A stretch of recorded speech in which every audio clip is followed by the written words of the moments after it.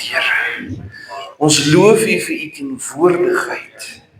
Ons loof U vir U majesteit. By your love, Lord, we were saved. Dankie Here dat U genade nimmer meer nooit ophou nie. En dat U genade nooit teleurstel nie. In Jesus naam. Amen en amen. Halleluja. Aan ons kykers op die lig, baie welkom by vanaand. Voordat ons vanaand die eerste 3,5 jaar van verdrukking gaan begin, het ek 'n paar antwoorde wat ek moet gee, is dit nie? Halleluja.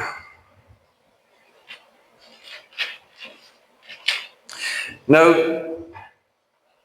in hierdie leerskool, of woordskool, leer ek net soveel as wat julle leer. Dit beteken ek het nie die antwoorde nie. Maar as mens 'n bietjie gaan sit en 'n bietjie gaan lees en 'n bietjie gaan dien en 'n bietjie gaan daai, dan kom jy op 'n paar antwoorde af wat dalk net reg is, jy weet. So, ek het 'n paar antwoorde vanaand hierso. Ek gaan nie met julle alles bespreek nie, maar dis net om julle te bewys, dis 12 bladsye se antwoorde oor die vrae wat ons gehad het. Maar ek gaan nie alles bespreek nie, dan gaan ek in die tyd ingaan van die actual woord. Halleluja. Is dit okay met julle? Maar ek gaan vir julle verduidelik. Okay. Die eerste vraag was oor die kristalsee. Hoekom is daar kristalsee? Hoekom sien Johannes 'n kristalsee of althans die see van glas? Okay. En sy skrifverwysing vind jy in Openbaring 4 vers 6. Okay. Openbaring 4 vers 6. Voor die troon was daar soos 'n see van glas, soos kristal. Okay. Nou as jy bietjie gaan kyk oor die betekenis en die simbool, ekskuus, ek wil net my bril dan sê, dit voel baie beter. As jy gaan kyk oor die betekenis en die simboliese kant van hierdie tipe stelling, dan is dit 'n visionêre beskrywing van wat Johannes voor die troon gesien het, met die simboliek van heiligheid en afstand. Hoor mooi wat ek sê, met die simboliek van heiligheid en afstand. Okay. Nou in die Ou Testament was daar in die tempel 'n groot koper waskom genaamd die see. Okay? En daai skrifverwysing kan jy gaan kyk in 2 Kronieke 4 vers 2 tot 6. Kan jy gaan lees daaroor. Die koper waskom was genaamd die see. En dis waarin die priesters hulle moes was voor hulle in die teenwoordigheid van God kon ingaan. Om te dien. Nie net ingaan om by die Here te wees nie, om te dien. Okay? Nou, geleerdes spekuleer en hulle mening van opinie, onthou ek leer net soos wat julle leer vanaand, is dat die see van glas in Openbaring waarskynlik die hemelse weergawe van hierdie tempelelement simboliseer. Okay, laasweek het een tannie wat hier is vanaand gesê, die see van glas is deel van die gelowiges. En ek stem 100% saam met daai stelling, want dit is.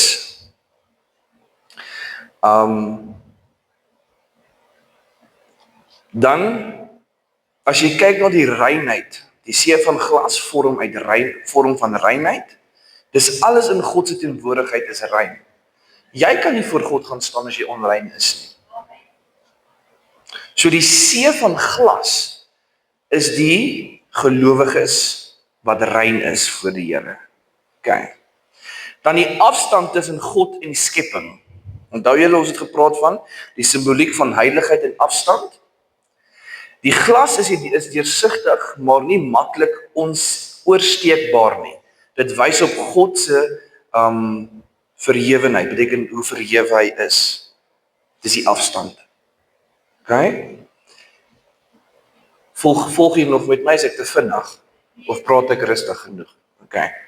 Dan die perfekte vrede en orde vind jy ook in hierdie gedeelte van die see van glas. In teenstelling, perfekte vrede en orde, in teenstelling met die see in die Bybel, verwys die see dikwels na chaos, boosheid en onrus. Maar hierdie stuk is dit die simboliek van perfekte vrede en orde. Want die Here is 'n God van orde. Okay. Dan as ons gou vinnig kyk na soos kristal, die simboliek van kristal is die deursigtigheid van die Here, nie van die Here nie, maar die deursigtigheid van die reinheid en dan die volmaaktheid van die Here, dis die simboliek van die Here ook.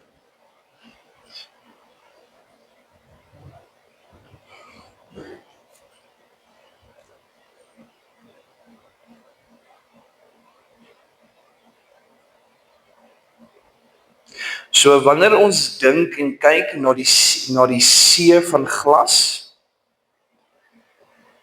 is dit 'n glans wat God se heerlikheid weerspieël. Want jy is deel van die skepping. Die Here vind vrede in sy skepping wanneer hy dit gemaak het. Hy het gesê en dit is goed. Toe hy jou gemaak het en my gemaak het, nou ons weet Adam en Eva is gemaak, toe sê hy dit is goed. So dit is 'n glans van God se heerlikheid wat weerspieël.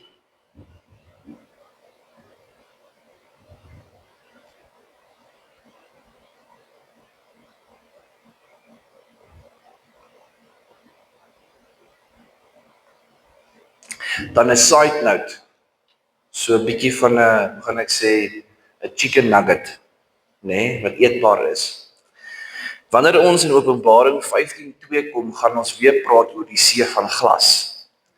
Hierdie keer sê die woord, en ek het gesien soos 'n see van glas met vuur gemeng, en die wat oorwinning behaal het oor die dier. Wat is die dier? Die Satan. En hy het gestaan by die see van glas. So nie net is dit mense die gelowiges wat oorwinning gehaal het nie, dis ook die mense wat oorwinning gaan behaal in die verdrukking. Okay.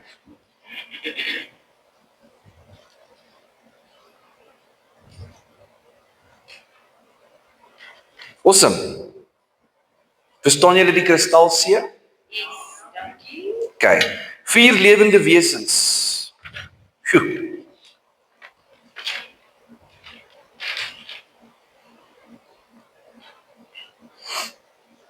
Die 4 lewende wesens om die troon, dit was oor die vraag oor Openbaring 4 vers 6 tot 8. Okay.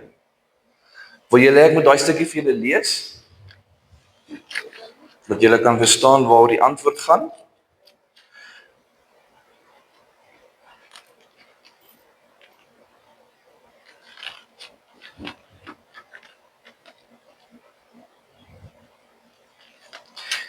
En die 4 lewende wesens het elkeen vir homself 6 vlerke gehad en hulle was rondom en van binne vol oë en hulle het sonder ophou dag en nag gesê, heilig, heilig, heilig, is die Here God die Almagtige, wat was en wat is en wat kom. En elke keer as die lewende wesens heerlikheid en eer en danksegging gee aan hom wat op die troon sit, wat op die troon sit, wat tot in alle ewigheid lewe, val die 24 ouderlinge neer voor hom wat op die troon sit en aanbid hom wat tot in alle ewigheid lewe en werp hulle krone voor die troon neer. Okay. So die vraag was, hoekom in die middel en van die troon en rondom die troon, as ek reg onthou? Okay. Dalk as ons hier so 'n bietjie gou deur hierdie gaan ons die interpretasie kry van hoekom dit belangrik was. Okay. As ons kyk na die 4 lewende wesens, kyk ons na die visioen wat Esegiel gehad het in Esegiel 10 vers 14. Esegiel 1 vers 4 tot 14 en Esegiel 10 vers 14. Het hy gepraat van die cherubs, nee? Die of die gerubs, die gerubs. OK.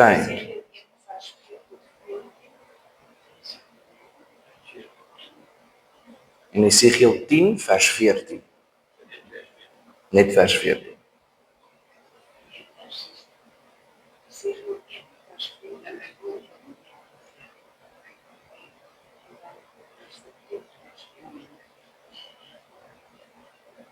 Goed. In Esegiel se visioen het hy 4 gesigte gesien. Die 4 gesigte was mens, leeu, bees en arend. OK? En hulle was draers van God se troon. In Openbaring het Johannes die 4 wesens gesien en hulle was in die middel en rondom die troon. So in die visioen van Esegiel sien hy die 4 gesigte waar hulle draers van God se troon was.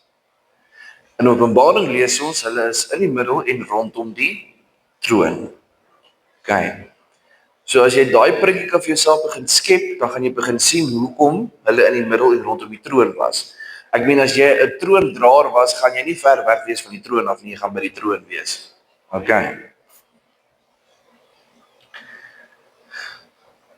Die verskil wat tussen Esegiel se visioen en Johannes se afsonderlike een is dat Esegiel het hulle gesien as een wese met 4 gesigte, terwyl Johannes hulle as 4 verskillende wesens gesien het. Daarom was hulle rondom en in die middel van die troon.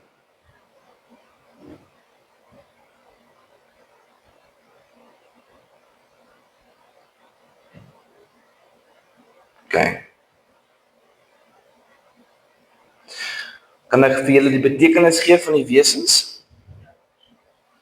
As jy kyk na die leeu, die simboliek van die leeu is natuurlik, soos ons almal weet, koningskap, because he's the king of the, kan nie sê, ja, ek kan sê king of the jungle, ja. Maar as jy kyk na die natuur, die leeu is koning. OK. So koningskap, dit was natuurlik, dis die Here is koning. Hy het simboliek van majesteit en mag.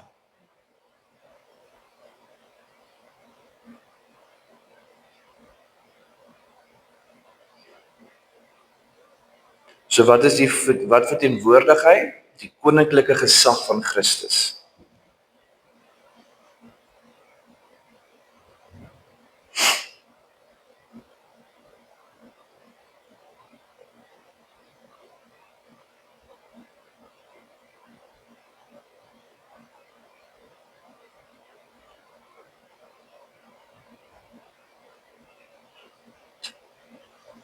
Water, asseblief. Goed, 'n kalf of bees. Skryf julle nog aan die vorige een? Moet ek hom weer vir julle noem? Die leeu, simboliek van die leeu is koningskap, majesteit en mag. Julle sal 3 punte daar gekry het vir hierdie vraag. Wat was die simboliek? Wat was die simboliek van die leeu? Vir die verteenwoordigheid wat die verteenwoordig sal jy net 1 punt kry.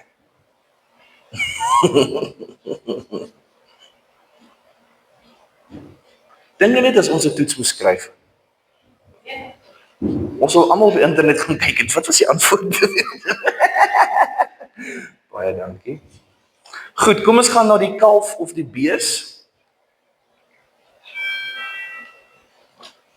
As Engel Gabriel, hy wil net bevestig. Ons is op datum. Goed, die simboliek van die kalf of die bees praat van diensbaarheid, krag en volharding.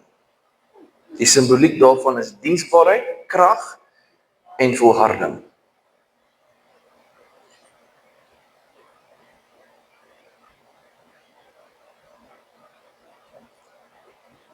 Diensbaarheid, krag en volharding.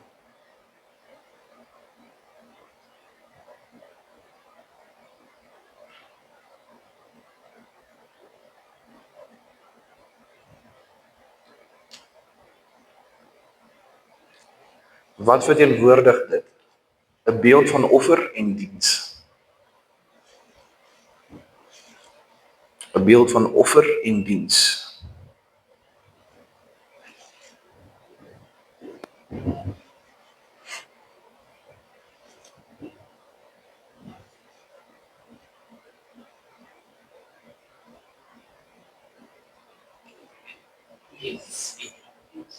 Offer en diens, 'n beeld van offer en diens.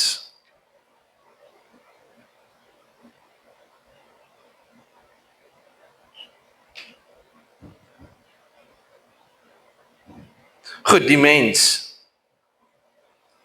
Sien die mens is ook oral. Die mens se simboliek wat Esegiel gesien het, en dan as ons gaan kyk na wat Johannes gesien het, praat van wysheid, rede en verstand.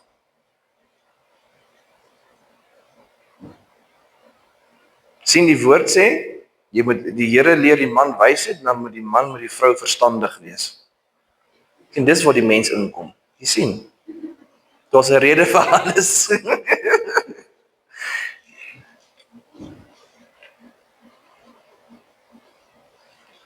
Okay, so die mens se simboliek was die wysheid, die rede en verstand. Meen wat die Here eintlik kom sê het is, daar is nie 'n rede hoekom jy nie in wysheid moet optree nie. Okay. Dan, wat verteenwoordig die wese? Dit verteenwoordig die intellek van skepping. Die intelleksie van skepping. Ja. Meen die Here het jou gemaak met 'n doel.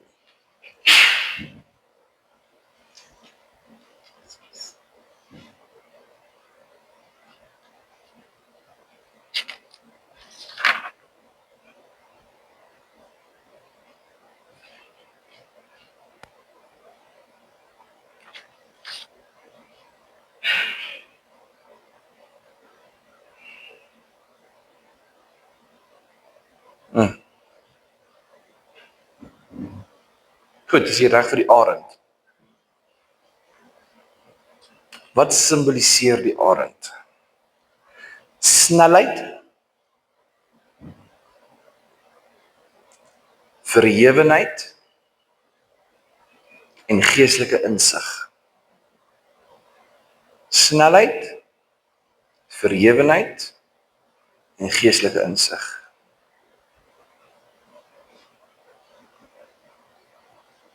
Dis die simboliek daarvan.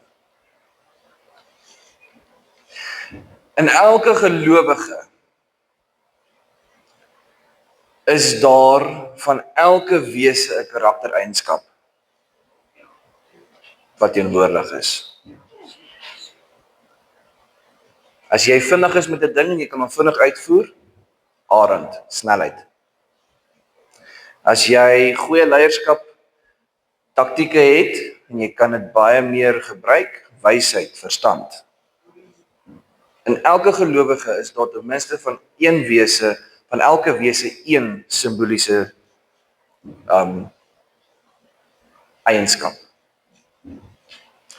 Wat is die arend se wat verteenwoordig die arend? Dit simboliseer hemelse perspektief.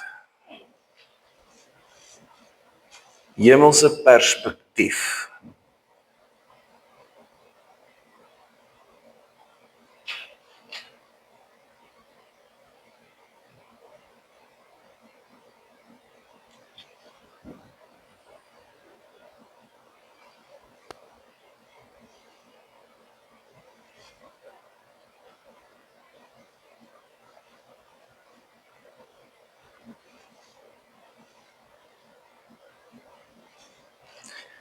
Wat simboliseer dit saam? Die volheid van die geskape wêreld.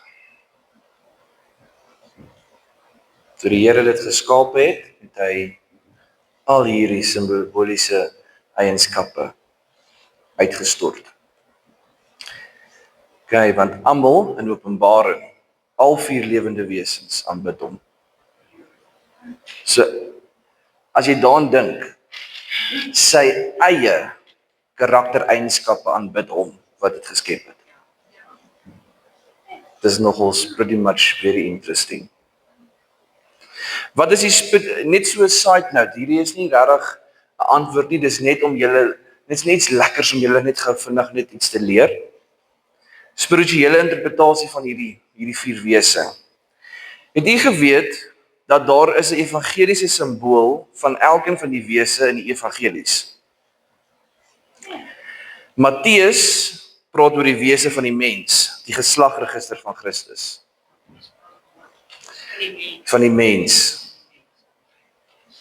Die geslagsregister van Christus. Toe ek hierdie lees, is dit soos, I did not know that.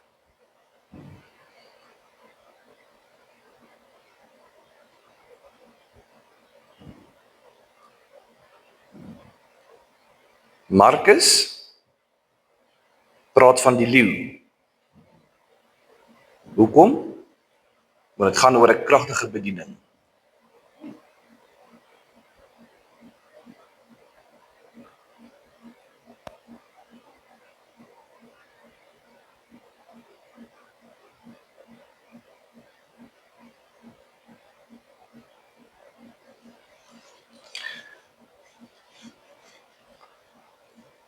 Lukas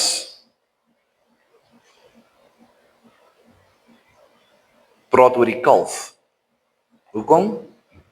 Christus as offer. Oom nie kan of my sê wat die antwoord is. Volpunte oom, volpunte. Ek het net so geleer met hierdie, regtig, dit was vir my iets anders te gewees. En dan natuurlik, Johannes praat van die arend. Want Johannes het die hemelse perspektief gehad. Hy het die hemelse perspektief en hy het die Here gedoop. En hy was die geliefkose disipel van die Here gewees. Ek is just the English Johannes. Hy is John. Ja, oom mag. Die Ou Testament.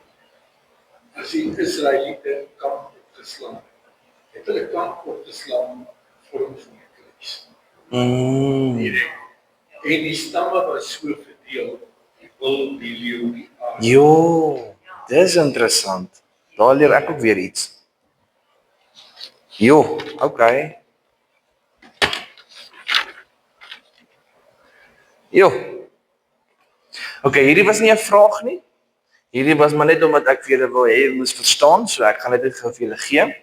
Die wesen se oë, op elke vlerk het hy op elke vlerke, 6 vlerke, het hy reg rondom oë gehad.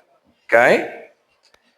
Betekenis, die oë simboliseer volmaakte kennis, insig en waaksaamheid.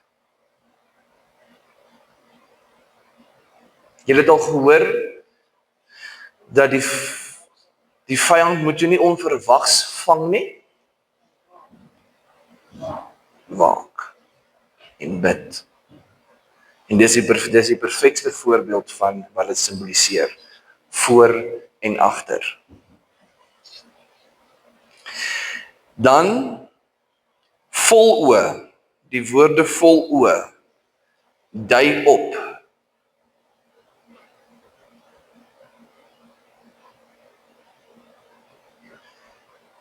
volledige bewustheid en intelligensie. Volledige bewustheid en intelligensie. Hulle is nie blinde instrumente nie, hulle is bewuste aanbidders.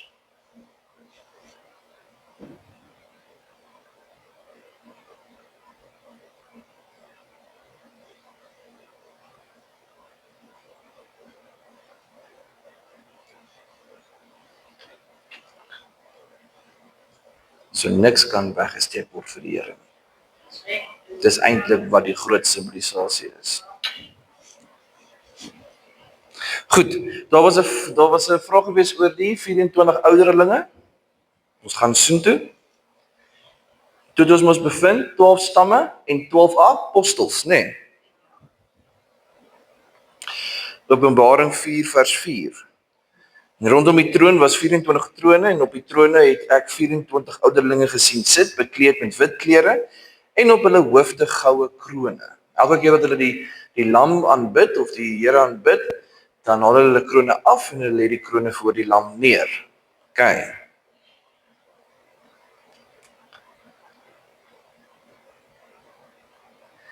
Hierdie 24 ouderlinge is verteenwoordiging van die volk van God in sy geheel, die ou en die nuwe verbond saam. Dis nie net een verbond nie. Meaning the Old Testament and the New Testament combined. There's nothing that's new. Okay? As ek te vinnig gaan, asseblief stop my.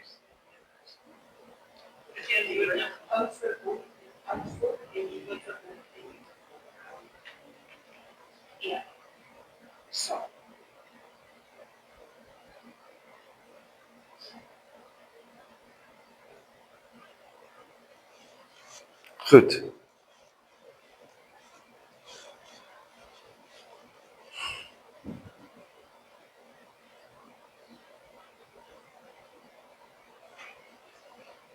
Ou Testamentiese stamme van Israel, daar's 12.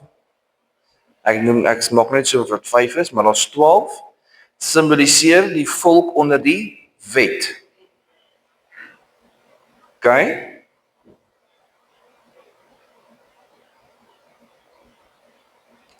Nuwe Testamentiese apostels, dit is na Johannes, Markus, al daai belangrike disippels, simboliseer God se volk onder die genade. Dis die kerk. OK, so onthou hierdie prentjie. Jy het 12 stamme onder die wet, maar jy het 12 manne onder die genade. En 'n stam is baie meer as 'n man. OK.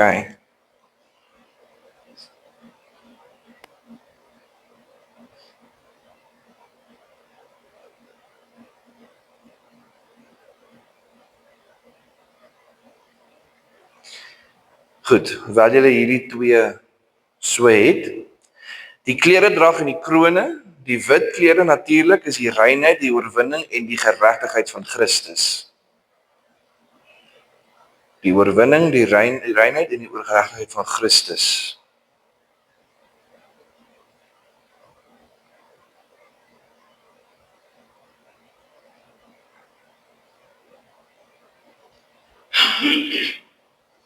Dis hoekom hulle sê wanneer jy geoordeel word, sal elke aspek dat jy mee geoordeel word. Hoekom? Want die wet sit daar en die genade sit daar. OK, dis alles deel van die oordeelsdag. Hoekom sê ek so? Laat ek net eers gou die krone klaarmaak. Die goue krone is 'n deelname aan die koninklike gesag en die oorwinning. OK, dis 'n deelname aan die koninklike gesag, dis nou Jesus se gesag wat kom en die oorwinning. Hy het klaar gesag, maar ek weet wanneer hy op die troon finaal gaan sit.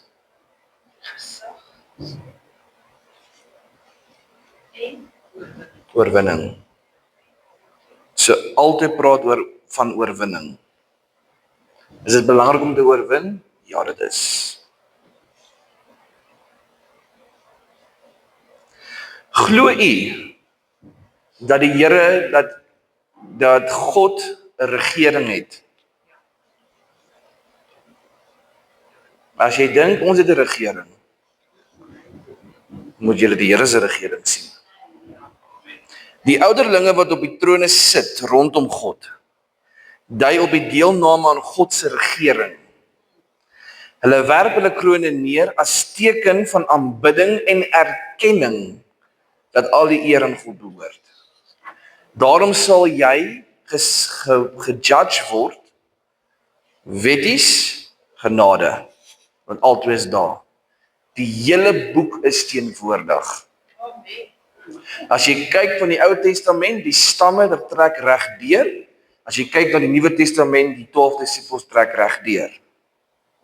Elke part van die Bybel is teenwoordig op die dag wat die Here gaan oordeel. Dis hoekom daar 24 ouderlinge is. 12 onder die wet, 12 onder die genade. Goed, interessante punt. En hier wil ek jy moet luister, en as jy wil skryf, as jy welkom. Die hele simboliese kant van die 24 ouderlinge kom uit Dawid se 24 priesterafdelings. In 1 Kronieke 24. Die hemel se toneel weerspieël dus dan die volmaakte hemelse priesterskap. Moet ek dit weer sê? Die Ou Testament het Dawid 24 afdelings ingestel.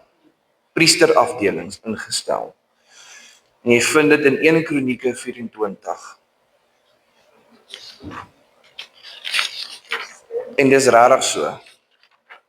Daar's al 24 afdelings. Daar's almal. En elke afdeling het 'n betekenis. In 1 Kronieke 24. 1 Kronieke 24. 24.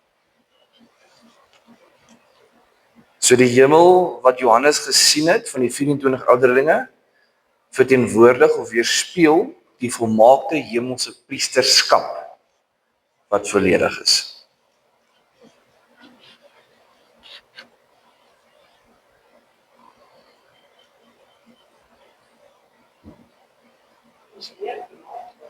Ja, nee, dit. As jy speel die son. As jy dit meer duidelik wil gaan lees, kan jy by 1 Kronieke 24 net gaan byskryf vers 1 tot 19. Vers 1 tot 19. As jy meer presies wil wees.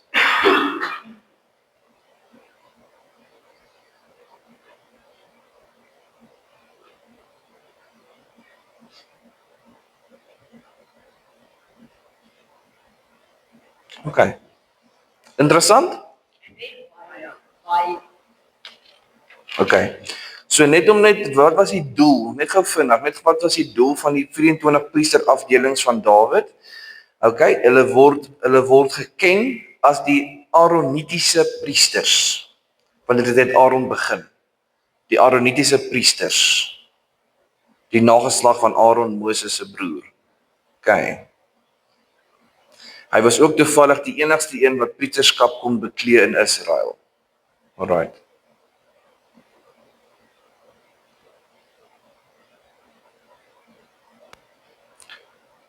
So hulle word geken as die Aaronitiese priesters.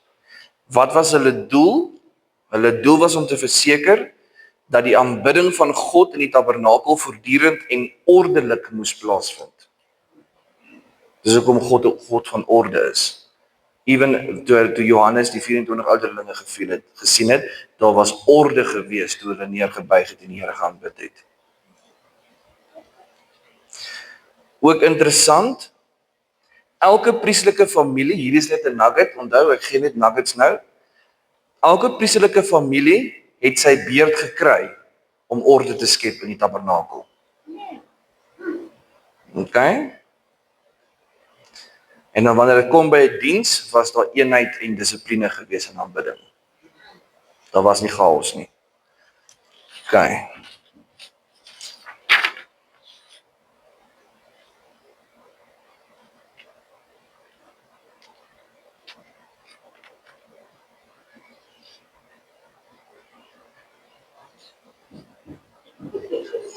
Is dit dan nie? Okay. Hoe het die priesterafdelings gewerk? Elke afdeling het 1 week lank diens gedoen by die tempel. Dis net so interessante feite. Diens gedoen by die tempel. Maar wanneer dit die Sabbat was, het hulle al 24 diens gedoen in die tabernakel. Dit was kerk gewees. Groot diens. Okay.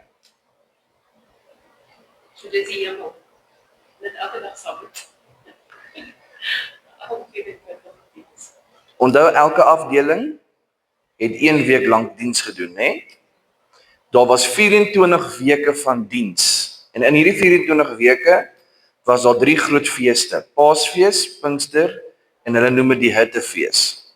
OK. So dit is maar net 'n freebie, ja.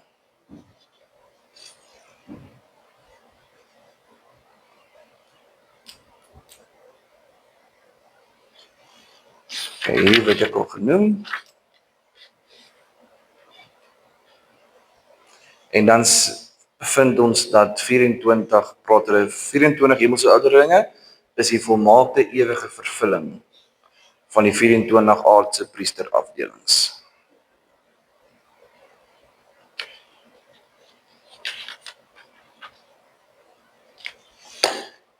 Kom ons by die 5de vraag. Ja,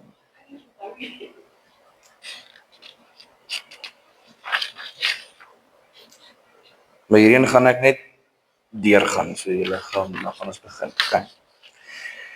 Goed, die 7 geeste van God.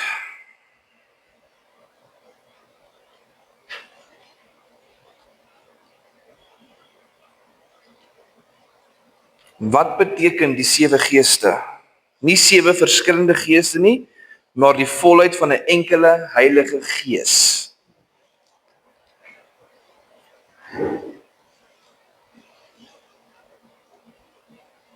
Julle met my? Die getal 7 simboliseer volmaaktheid, volledigheid en perfeksie. Ons almal weet dit.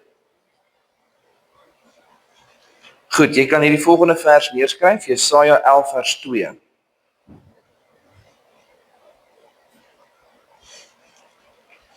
Die vraag was, hoe pas die 7 geeste van God in by die fakkels? Hoe pas die 7 geeste in wat die Here oor die aarde uitgestort het of gegee het? Jesaja 11 vers 2 sê dit baie maklik. Ek net geseker maak. Ja. Eerste ene, die gees van die Here in totaal, dit is eerste gees, die gees van die Here.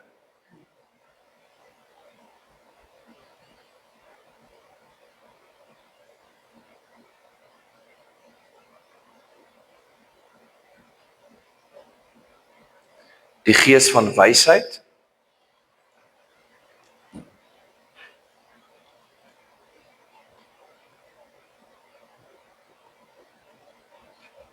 Die gees van verstand.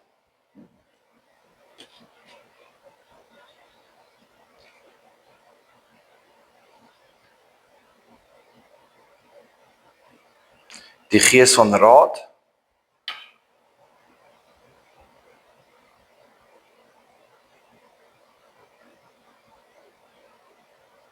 Die gees van sterkte.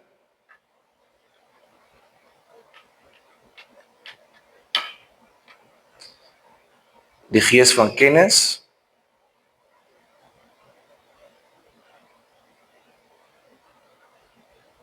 En laastens die gees van vrees van die Here. Die gees van vrees van die Here.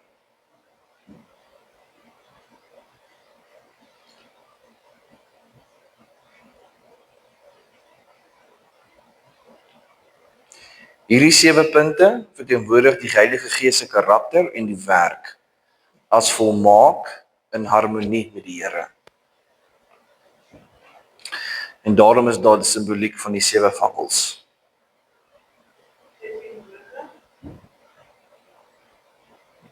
Die Gees se karakter, waar as jy nou by die wat is die woorde van die Gees? Se karakter en werk in volmaakte harmonie met God of met die Here.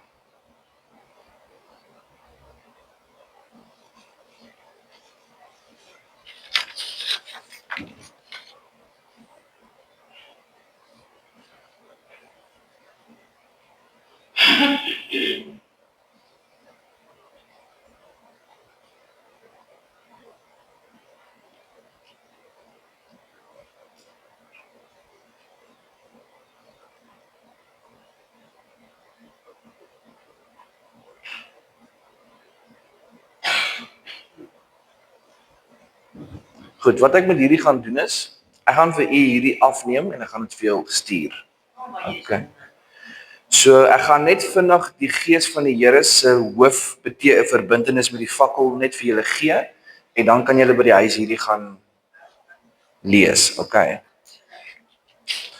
So die gees van die Here, natuurlik die gees se Hebreëse naam is Ruach, wat asem, wind en lewe beteken.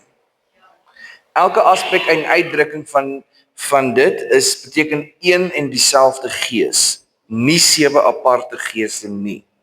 Okay. Die gees van die Here, sy verbintenis met die fakkels is die hoofvlam. As jy kyk na die menorah, hy is die hoofvlam. Okay, so dis die middel. Die gees van wysheid, sy fakkelverbintenis is die tweede vlam. Dit verteenwoordig die goddelike wysheid. Dis die lig en insig in die duisternis.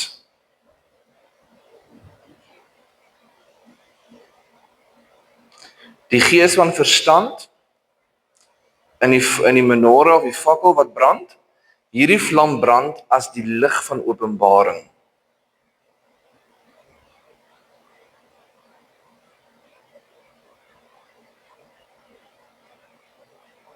Die gees van raad. Hierdie simboliseer die leiding van die gees. Soos die lig en duister vir mense pad maak, pad wys. Die gees van sterkte. Hierdie is die vlam met die vurige dinamiese krag. So dit praat van die dinamiese krag van die gees, van die Heilige Gees. Dit is die dryfkrag agter die gehoorsaamheid, die geloof en die oorwinning.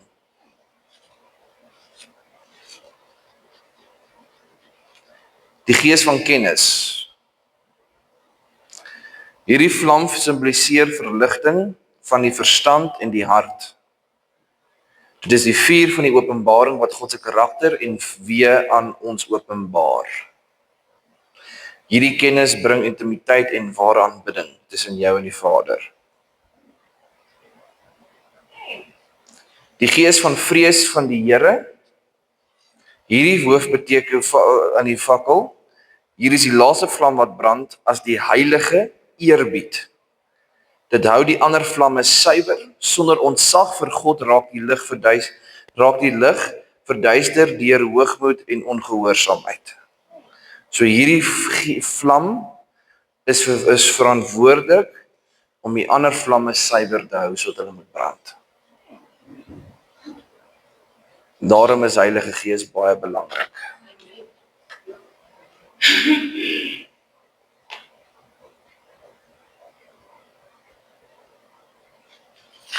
Amen.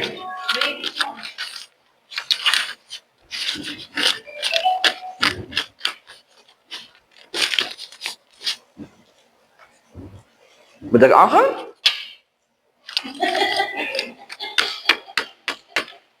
Baie geleer. Ons moet vra moet ek aangaan? Gaan ons aangaan. Kyk. Openbaring reeks, eerste 3,5 jaar van verdrukking, die 6 seels. Openbaring 5, ja, ek het nie my skrifverwysing hier in nie. Die eerste 6 seels.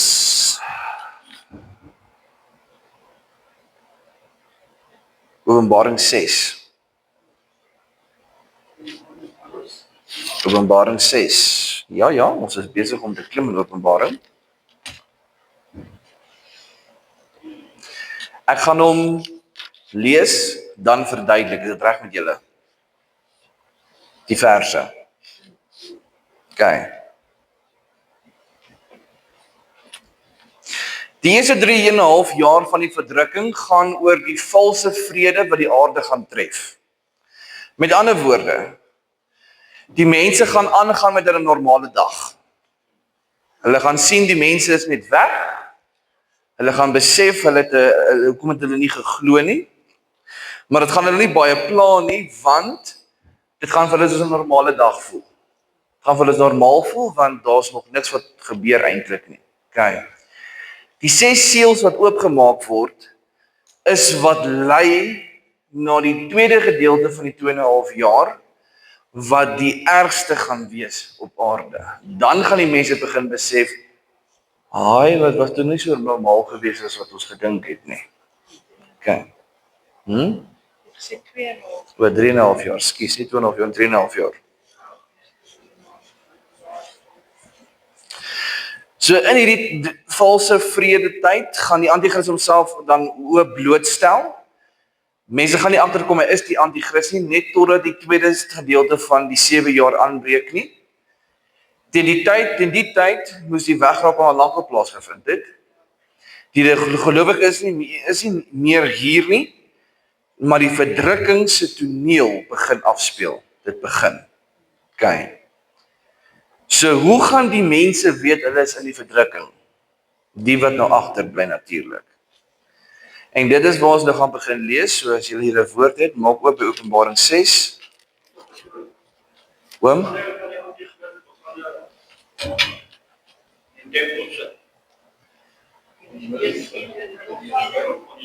Ja. Ja, wanneer hy gaan hulle forceer om hom te aanbid. Dis ook deel van die merk van die bees, die merk van die dier. So dis die volgende stuk wat ons gaan handel volgende week.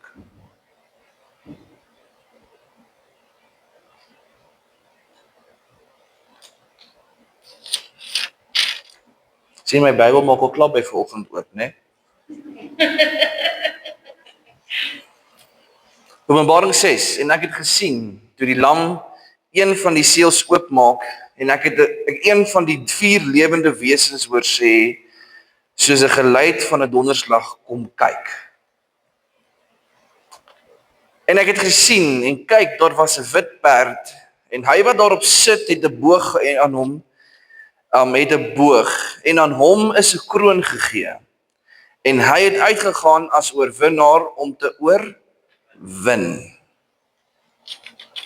Nou die eerste seël dui op die begin van die oordeele van God op die aarde wat op die aarde gaan uitgestort word, né?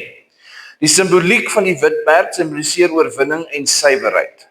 Okay? Die ruiter met die boog dui op die oorwinning deur mag en oorreding. Okay. Nou, geleerdes. Ek is nie so seer geleerde nie, ek soek dit maar soos julle iemand wat leer vanaand. Geleerdes sien dit as Christus of die evangelie wat oorwin. Anders sien dit as die valse profeet wat die anti-christelike mag van vrede voorgee. Hoor mooi wat ek sê vanaand, ek sê nie dit is reg of verkeerd nie. Ek sê vanaand, daar is gesiendes, dan praat ek van hoë koppe, wat sê hierdie kan 'n voorbeeld wees van Christus of die evangelie wat oorwin. En dan is daar die gesiendes wat sê nee, dis 'n valse vrede, 'n anti-christelike mag wat vrede voorgee. Nou, ek is baie in die neiging om saam met daai in te stem, want ons is klaar in die tyd van die anti-kris. Die anti-kris het net 7 jaar, dink jy daaraan. Hy het net 7 jaar. En na die tyd is hy weer verby. Gone. Okay. Goed, die betekenis van hierdie is 'n tydperk van misleiding of oorwinning deur 'n mag wat die wêreld oorheers, soos byvoorbeeld die regering. Okay, ek haal nie die regering uit nie, asseblief, moenie sê ek haal die regering uit nie. Ek sê maar net, soos die regering, 'n regering, okay, wat heers oor daardie land. Okay. Waarom moet dit gebeur? God laat dit toe as deel van sy plan om die wêreld te toets en die pad van sy finale oordeel voor te berei. Okay. As julle met my, gaan ek te vinnig, moet ek rustiger raak. My vrou kyk hier vir my. Okay. Die tweede seël. Openbaring 3 en 4.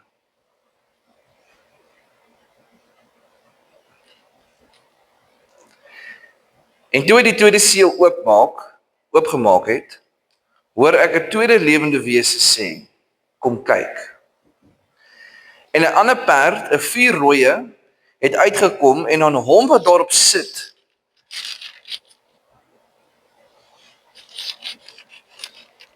is dit gegee om die vrede van die aarde af weg te neem en dat hulle mekaar sou doodmaak en 'n groot swaard is aan hom gegee. So vir die eerste gedeelte van die 3,5 jaar gaan die wit perd gaan en hy gaan vrede verkondig en hy gaan sê vrede, vrede, vrede. Okay. As jy mooi luister na die nuusberigte kan jy dit nou hoor. Okay. Die tweede seël praat van die rooi perd. Nou wat is die rede? Na die valse vrede kom geweld en oorlog. Die simboliek van die rooi perd verteenwoordig die bloedvergieting in die oorlog en geweld. En die swaard in hierdie geval praat van die dood, nie van die woord van God nie. As jy die nuus dophou, gaan die volgende stelling baie waar wees. Die betekenis van die 4 rooi perd. Dis 'n tydperk van wêreldwye konflik en geweld. Nasies teen mekaar, lande wat binne mekaar beklei. En daar's nou tans konflik. Die Chinese wat sommer op die Amerikaanse gronde hulle atoombommetjies toets en al daai goedjies, dit gebeur. So bou die konflik net op. En dan is die konflik soos 'n pressure cooker, sodra jy begin pressure dit dan. Okay.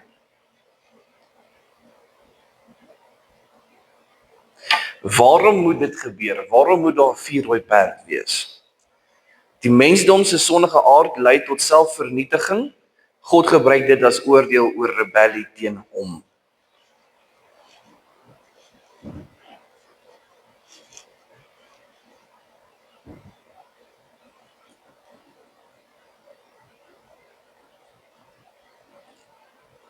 Kan jy jouself indink ek wou nie sê nie angs nie, maar daai jy kyk wat gebeur wat Johannes moes gehad het elke keer as daar seël oopgemaak was. Wat noem jy die suspension daarvan, nê? Hy wil weet wat gaan gebeur. Suspense, dankie, nie suspension, ja, die kar het 'n suspension. Okay. Die derde seël.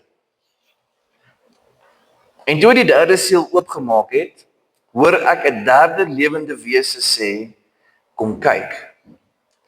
En ek het gesien en kyk, daar was 'n swart perd en hy wat daarop sit, het 'n skaal in sy hand. En ek het 'n stem tussen die 4 lewende wesens hoor sê, 'n rantsoen koring vir 'n penning en 3 rantsoene gars vir 'n penning. En moenie die olie en die wyn beskadig nie.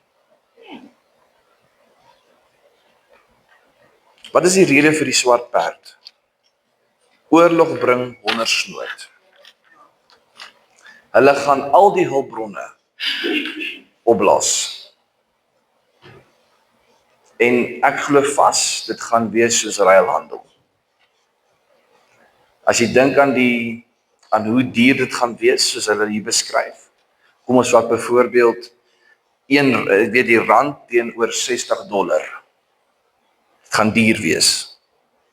So op die einde van die dag gaan hulle wat ek glo gaan gebeur, ek gaan nie hier wees nie, so ek sal nie weet nie. Maar hoorie, ek het 'n bees hierso, gee jy net vir my so 'n bietjie melk of iets daar. Want dit gaan te duur wees.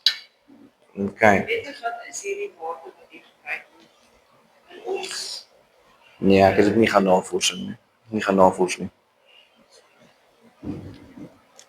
Foto's van die slim mense. Reken hulle penning uit wat hulle die geld doen. Jy gaan werk vir een eenheid, jou eenheid 'n dag. Dan gaan nie genoeg wees vir my vrou en my kinders.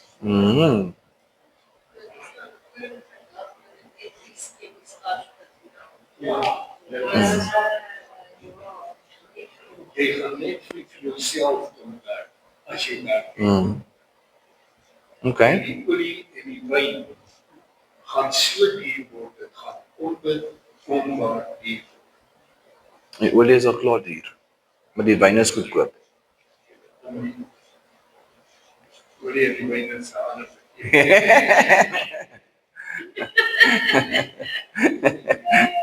Dis baie valid punt, dankie oom Nick. Die swart perd simboliseer die rou, ellende en gebrek wat daar gaan wees.